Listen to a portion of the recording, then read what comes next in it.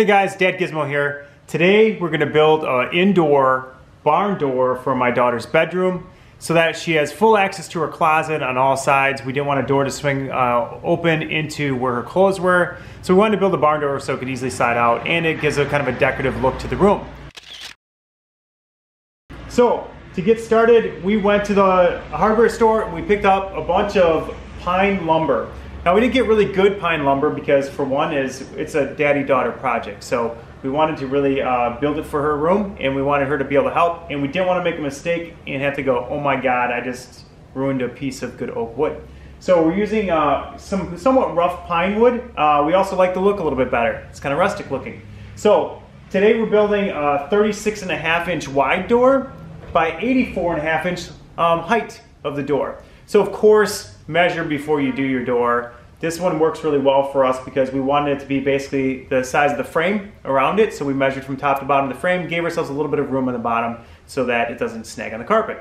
And then we wanted to make sure it was wide enough to block the entire door, of course, and so we want to do that as well.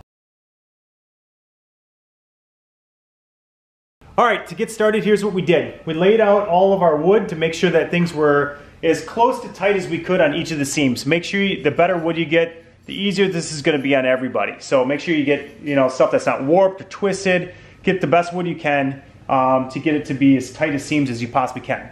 Then I went through and I cut down the 1x8s and 4 of the 1x6s. I cut them down to 84.5. Again, measure your door. I cut mine down to that because it matches with the framing of the door. Then after I did that, I cut the end pieces out that would actually act as my header. So I did this for the top and the bottom, and so I cut that out to get that correct. And as I did that, and I started assembling the door, you have to start measuring through some of your pieces. So make sure everything's good and squared up. Obviously things are loose here right now for me because I'm just assembling it to show you what I did. Then I cut these middle pieces that went from top to bottom. So they should butt up against it. You want your top header and footer to run on all of your boards because that's what's really keeping everything really tight together. So you want to do those next. And in doing that, what I did is, you can see that there's pencil marks on these. So what I did is I measured to get the very center of the door.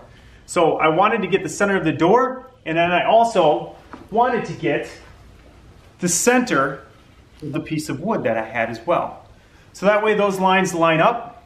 So I know that the top part of my arrow and the bottom part of my arrow will be the same size. So I did that next. So everything's a little bit loose fitting right now. Then I took, and I wanted to cut my arrow pieces out. So that was the next piece that I had to do. So as you can see, I went through and I cut these arrow pieces out. And basically I measured from corner to corner first. And then, when things kind of tightened up here, you'll see, then I basically used a straight edge to lay across the top to make sure that I was cutting the correct angle on this, which I think is about a 30 degree, but to make sure I cut the correct angle on it, I measured like that, and I cut it with a chop saw. I did the same thing with the bottom side. So, as I did it, cut out the pieces. So then I dry fit everything. Laid it all out, made sure it all fits, make sure that your seams look pretty good, and that you're ready to start gluing and getting the door put together on this side, which, like I said, dry fitting it, gonna glue underneath each of these boards to make sure that there's no movement at all, make sure it's nice and tight. Once I do it, I'm gonna start, and then I'm gonna go through and nail these things out, do it for each of these on the top side of the door, let it sit for a while, let that glue kind of take hold, and let things kind of be, get kind of more solid in state, and then we're gonna flip it over, put screws in it to hold everything really tight.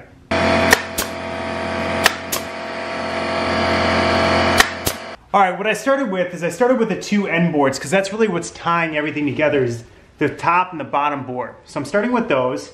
I glued underneath them, and then I nailed each board a few times to get it nice and tight. I did both the top and the bottom to make sure that everything gets in there really good and tight. Then I'm doing the sideboards next. So I'm putting down glue. I'm not gluing in between these boards. You could if you wanted to. I don't think it's really going to help much in this case because those boards, if they're going to separate there. So I'm doing each board at a time. to make sure I get them in good and solid, and I line them all up and make sure it's good and square.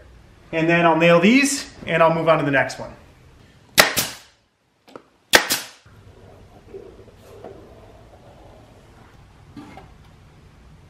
Get some sanding to do when I'm done. There we go. I'm gluing the center board in next. And as you can see, it pretty well lines up. I'm not exactly perfect, but then again, I'm not a carpenter either. There we go. And of course, you could buy one of these if you wanted to. If you wanted to buy a barn door, you could buy one for $300, $400, you know, and they'd probably go through the same process and you might get a little bit better, but it's a good project to do with your kids. It's fun.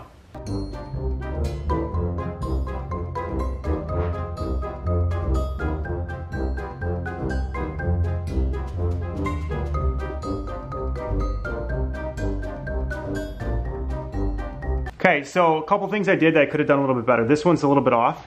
So this board's a tiny bit warped, and so on cutting it, it was a little bit off. You can see it's a little bit off. It doesn't matter much, because for one, this is the back side of the door, so you won't see this as much. The second thing is from the front side, you're gonna see the bottom panel. So unless you wanna get onto my carpet and take a look at it or climb up above the door, you're never gonna see it. So the last step we're doing right now is we're gonna tighten everything really down together by putting some good 1 1/4 inch, you don't want to go more than 1 1/2 or it'll go through, 1 1/4 inch wood screws into it. I'm using deck screws. And I'm going to put it, like, I'll probably do all of them along the bottom to put it nice and tight for each of the boards, and I'll do a couple sporadic around the tops. So 2 things I'm doing here. Pine wood is pretty soft, so I'm naturally just sinking them just a little bit, just so I can put some, I can putty them, and then I can sand it and I can paint it, and it'll look like one solid door.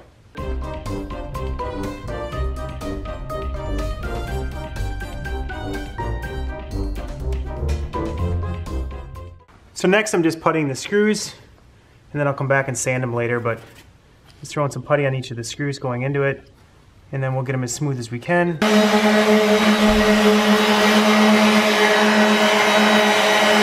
So we picked the paint for the barn door. I'm so excited, guys. It's pink. It's that bright or dark pink, I guess, but it's so pretty.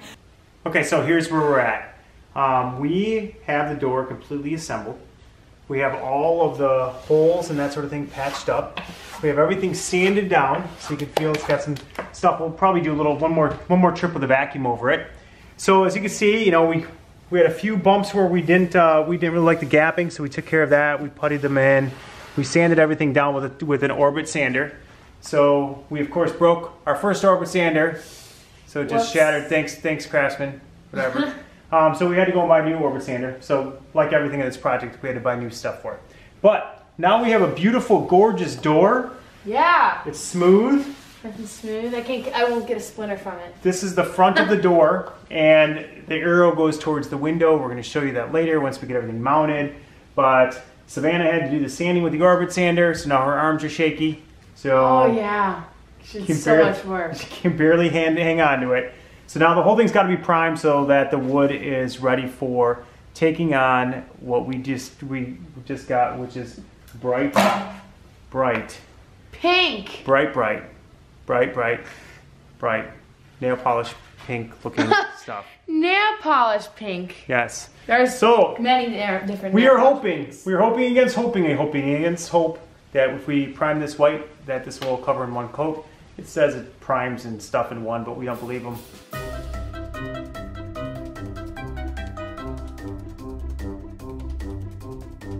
Now it's time to paint it pink.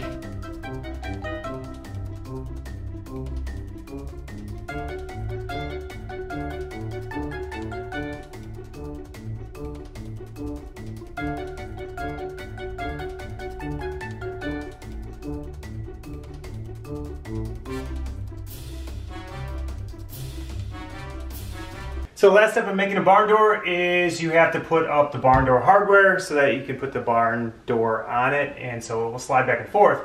Every kit's a little bit different. Our kit had very minimal instructions, but it's pretty easy if you follow kind of the pictures and what's going on with it. You get your measurements down, but just make sure that it drags a little bit, it's just a little bit off the ground, that you don't, you have all your measurements kind of done right. It's also a very good idea to make sure that your your rail itself for the barn door to slide back and forth is level. Don't count on your walls being square. Don't count on measuring from floor to ceiling or ceiling to floor. Count on a level. So make sure you do that. Make sure everything's kind of leveled out. Here's the moment of truth. Does it actually fit, and is the height right? So it's on the rails, right? So obviously I have to put the spacer in on the floor yet, so don't judge that it sways out. It still sways out. But, woo! Now what? All right, so here we are. We have a finished barn door, and I know what you guys are thinking. How much did it cost? So basically, the wood itself was about 80 bucks. So I got basically rough pine wood, sanded it really well, patched up what I wanted, caulked in some things. You know, that's pretty much it. I spent 80 bucks in the hardware. Really like the hardware. It's nice. It's pretty easy to install. At first you look at it and you're like, the instructions aren't great. But really, it's not that hard. So I like that. So now we're at $160, right? And I spent $12 in a quart of paint, which is what you see as this pink, bright color that some would say might have ruined a very, very nice barn door, but my daughter loves it. So, so this is what she gets. And then I probably spent another $5 or $6 in screws, a little bit of caulk, some things like that. So you're talking 80 is $160. You're at about 12 in paint. So you were at $172. Let's just say $185. Built a great barn door for $185. It was a good father-daughter building. It was a good wife painting project for her to do, and my boys got involved with doing some of the sanding work. So it was a good family project, and it was only $185, and it adds a little character to our room. So that's it. So like our videos, give us a thumbs up. Tell us what else you want us to try to build. We'll even show you if we fail. That's the way we are. Talk to you next time. Thanks. Bye.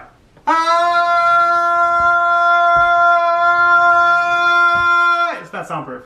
It's not soundproof at all. But anyways, it was kind of fun. So it's my best Jim Carrey. There you go.